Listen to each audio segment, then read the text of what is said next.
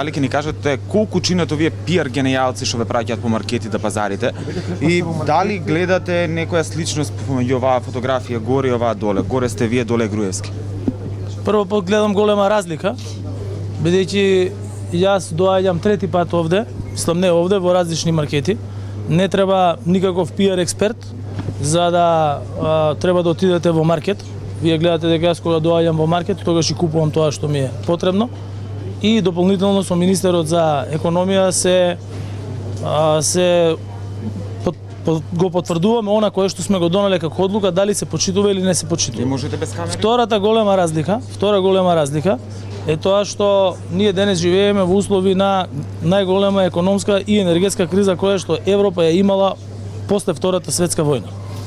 И оваа влада, за разлика од претходни влади кои што живеа во услови на економски просперитета, кои што практично ништо не направија за државата, бидејќи единствено имавме минимални плати од 8.000 денари, имавме просечна плата од 20.000 денари, сега имаме минимална плата од 20.175 денари, просечна плата од 34 и над 34.000 денари. Ова е начинот на кој што треба да се види, каде што може да се информираме точно кои се производите кои што има одлука, дали се почитува одлуката и друг начин не постои на лице место да се уверите. Така да не треба никаков пиар експерт да дојдете во маркет во кој што сте доаѓале во изминатите 15-20 години да купувате за да тоа го направите. Зошто е добро да дојдат и медиумите?